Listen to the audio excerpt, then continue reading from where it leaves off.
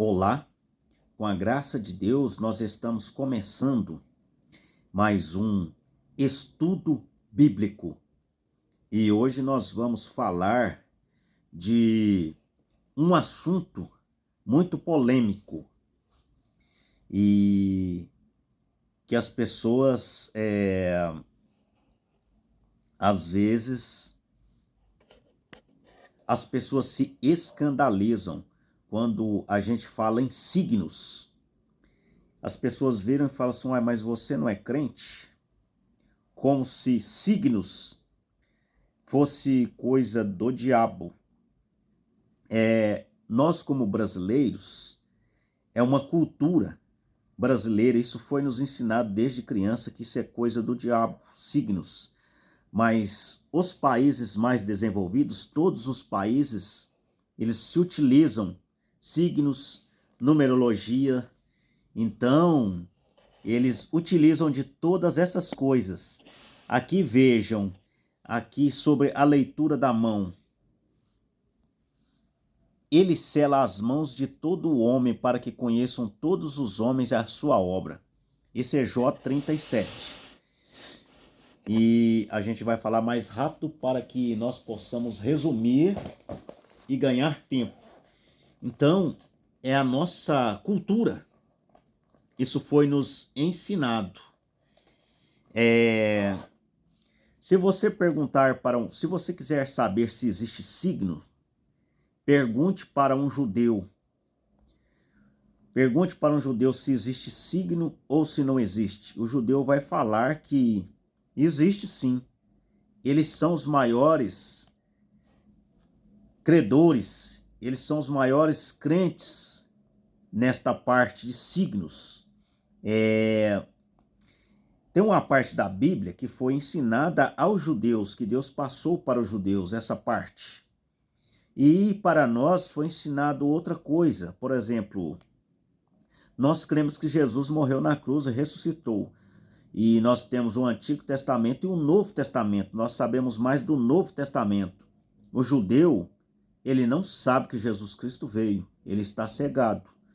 Para o judeu só existe o Antigo Testamento.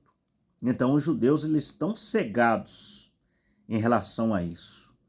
E nós estamos cegados em relação a signos e a números e a numerologia.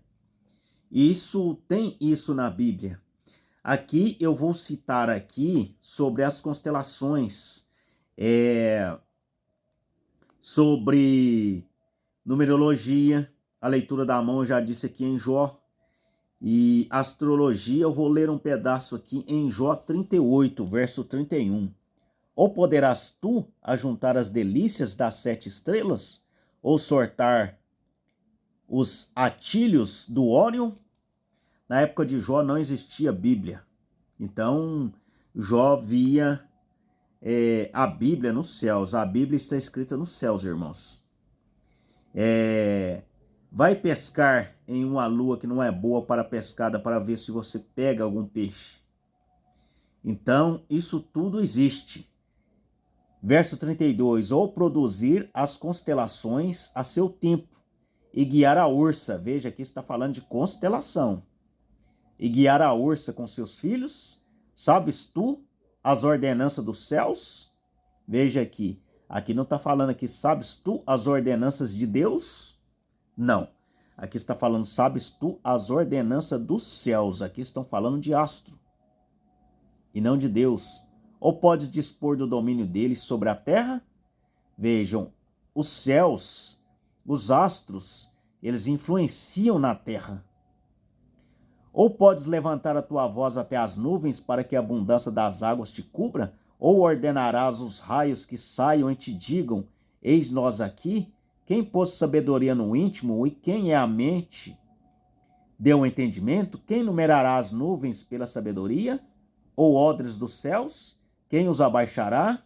Quando se funde o pó numa massa e se pegam os torrões uns aos outros?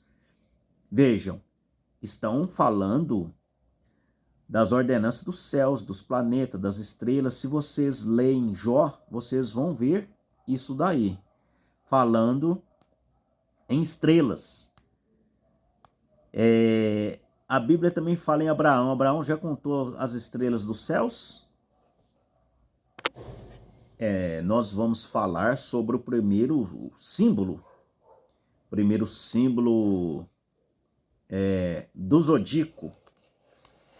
Se vocês observarem, tem um carneiro como símbolo de Áries. E aqui na Bíblia, em Gênesis 22, quando Abraão foi sacrificar Isaac, o que apareceu lá? E tomou o carneiro e ofereceu-o em holocausto, em lugar de seu filho. Veja, o símbolo do signo de Áries é um carneiro. Carneiro significando o quê? Significando Jesus Cristo. Jesus Cristo, ele não nasceu em dezembro. Jesus nasceu no mês de abril, justamente quando começa o signo de Áries. Então ele é um cordeiro. O cordeiro é representado pelo carneiro, certo? Então seria aí do signo de Áries. Jesus Cristo seria do signo de Áries. Carneiro é o quê? Simboliza o cordeiro de Deus. Então, aqui está o holocausto que veio no lugar de seu filho. Abraão foi sacrificar seu filho e Deus não permitiu. Então apareceu o quê? Apareceu o carneiro. Então esse é o primeiro símbolo de Áries, o carneiro, significando Jesus Cristo. Aqui em Hebreus, agora nós vamos para a parte que representa o signo de touro. Mas vindo Cristo, o sumo sacerdote dos bens futuros, por um maior e mais perfeito tabernáculo, não feito por mãos, isto é, não desta criação. Este tabernáculo é o próprio corpo de Jesus Cristo, nem por sangue de bodes e bezerro, mas por seu próprio sangue.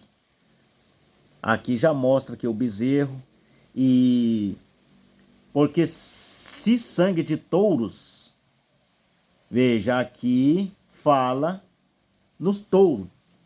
Jesus também simbolizava o touro, como um animal de sacrifício. O touro é um animal de carga. Jesus carregou todos os nossos pecados.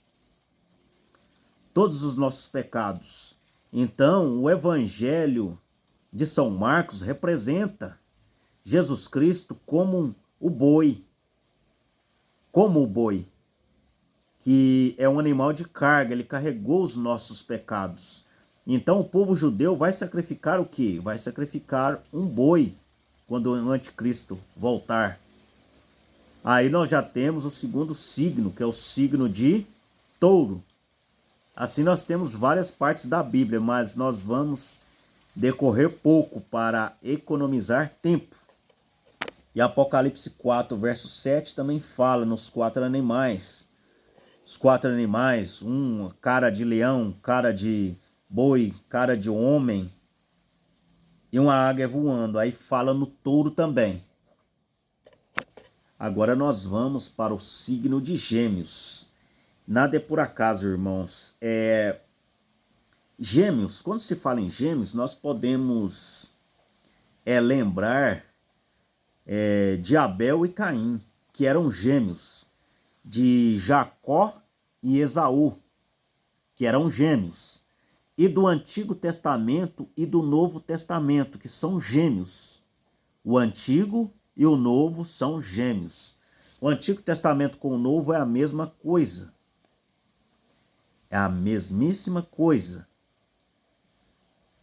Então, são 2 em 1. Nós vemos também Jesus Cristo e o Pai. Eu e o Pai somos um. São João 10, verso 30. Jesus, carne, e Espírito, Deus. Então, aqui o símbolo de Gêmeos são 2 pessoas que representam aí o signo de Gêmeos. Aqui nós temos um símbolo aqui que eu achei aqui, em Ezequiel 41, a partir do verso 18, está escrito assim: foi feito com querubins e palmeiras, de maneira que cada palmeira estava entre querubins e querubim, e cada querubim tinha 2 rostos. Vejam aqui se não parece com o símbolo de gêmeos, a saber, um rosto de homem olhava para a palmeira de uma banda, e um rosto de leãozinho para a palmeira da outra. Assim foi feito por toda a casa em redor. Então veja aqui 2 rostos. Cada querubim tinha 2 rostos. Então tudo tem símbolo na Bíblia, nada é por acaso. O diabo não fez signos. O diabo não criou astrologia. O diabo não criou numerologia. Isso tudo foi feito por Deus. Depois dos gêmeos, nós temos câncer. Em Levítico 1, em Levítico 11, verso 10, aqui em Levítico 11, verso 10, está escrito assim, ó: mas tudo que não tem barbatanas nem escama, nos mares e nos rios, todo réptil das águas, toda alma vivente que há nas águas, estes serão para vós abominação. E aqui também se trata do caranguejo, que não deveria comer o caranguejo. E aqui em Salmos também, Salmos 26, porque a tua benignidade está diante dos meus olhos, e tenho andado na tua verdade, não me tenho assentado com homens vãos, nem converso com os homens dissimulados. Tenho aborrecido a congregação de malfeitores, não me ajunto com os ímpios. Aqui, dissimulados, aqui está se falando do caranguejo, que é dissimulado. Então o caranguejo representa aqui signo de câncer. E o próximo seria o signo de leão. O leão, nós já temos o leão escrito em vários lugares na Bíblia, o leão da tribo de Judá, representando o Senhor Jesus Cristo. Quando ele voltar, ele será o leão da tribo de Judá. E nós temos aquele episódio de Sansão matando o leão. E Gênesis 49, verso 9. Judá, que é uma tribo, é um leãozinho da presa. Subistes, filho meu, encurva-se e deita-se como um leão velho. Quem o despertará? O cetro não arredará de Judá, nem o legislador dentre os seus pés, até que venha Siló, e eles se congregarão os povos. Aqui em Apocalipse 4, nós vemos aqui a partir do verso 7, o primeiro animal era semelhante a um leão. Veja, simbolizando o leão da tribo de Judá. Então o leão é o evangelho de São Mateus, representa o leão. O segundo animal semelhante a um bezerro, que é o mesmo boi, que é o evangelho de São Marcos. E o terceiro animal, o rosto como o rosto de um homem, que é o evangelho de São Lucas. E o quarto animal era semelhante a uma águia voando. Esta águia voando aqui pode ser também o signo de Escorpião, que é uma águia também. As pessoas desse signo, eles carregam 3 animais, que é uma serpente, uma águia e o próprio escorpião. Então é símbolos, irmãos, tudo símbolos. E o próximo nós iremos para o signo de Virgem. Signo de Virgem representado por uma mulher. Em Isaías 7, verso 14. Portanto, o mesmo Senhor vos dará um sinal. Eis que uma virgem concederá e dará à luz um filho. Será o seu nome Emanuel. E nós temos também aquela virgem de Apocalipse. A virgem representa a igreja virgem. Temos as virgens inércias também. Nós temos o Provérbio 11, verso 1, Apocalipse 6, verso 5, Levítico 19, verso 35, Oséias 12, versos 6 e 7, Amós 8, verso 4 e 8. Agora nós vamos para o signo de Libra. No final dos tempos, quando perante ao trono branco, lá terá uma balança e as pessoas serão julgadas ali. Quando a pessoa faz um ato bom, a balança penderá para um lado. E aquele ato ruim, a balança pende para o outro. O lado que pesar mais, a pessoa irá. Se o lado do inferno pesar mais, irá para o lado do inferno. Se o lado do céu pesar mais, a bondade da pessoa que ele fez aqui na terra for mais, essa pessoa irá a sua alma ser salva. Aqui, veja, balança enganosa é abominação para o Senhor, mas o peso justo é o seu prazer. Veja, representação aqui do signo de Libra. Fala numa balança, a Bíblia fala numa balança. Aqui em Apocalipse 6, verso 2, está escrito assim. Não. Verso 5. E havendo aberto o terceiro selo, ouvi dizer o terceiro animal, vem, vem. E olhei, eis um cavalo preto. E o que estava assentado tinha uma balança na mão. Veja aqui o símbolo do signo de Libra. É uma balança. Agora nós vamos para o signo de Escorpião. Aqui nós vemos aqui o símbolo São Lucas 10, verso 19. Eis que vos dou poder para pisar serpentes e escorpiões. A serpente aqui ela representa também o signo de Escorpião e a águia também. Veja aqui que esses escorpiões aqui, ó, veja, eu vos dou poder para pisar serpentes e escorpiões. Essas serpentes aqui, não é essa serpente, é simbólico. E toda a força do inimigo, em nada vos fará dano algum. Veja, mas não vos alegreis, porque se vós sujeitem aos espíritos, alegrai-vos antes por estarem os vossos nomes escritos nos céus. Então esses escorpiões aqui representando pessoas. Então é símbolo. Então aqui nós vemos aqui que já representa o signo de Escorpião. A representação de Sagitário que nós vemos aqui como flechas na mão do valente. Assim são os filhos da mocidade.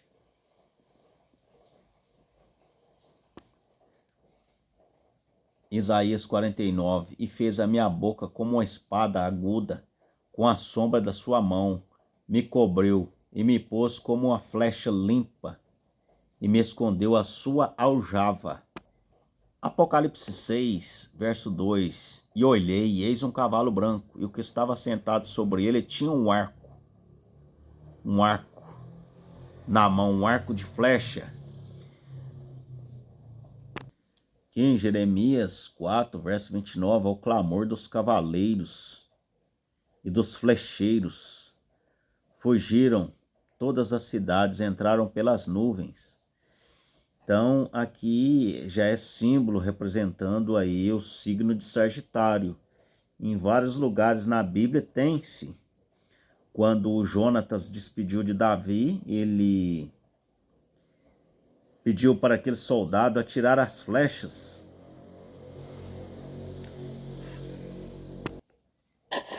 Aqui em Provérbios 27, os cordeiros serão para te vestires e os bodes para o preço do campo, e haverá bastante leites de cabras. Que nós vamos para o signo de Capricórnio, ele é representado por cabra. Então a Bíblia cita cabra em vários lugares. Existe esse símbolo. este símbolo da cabra.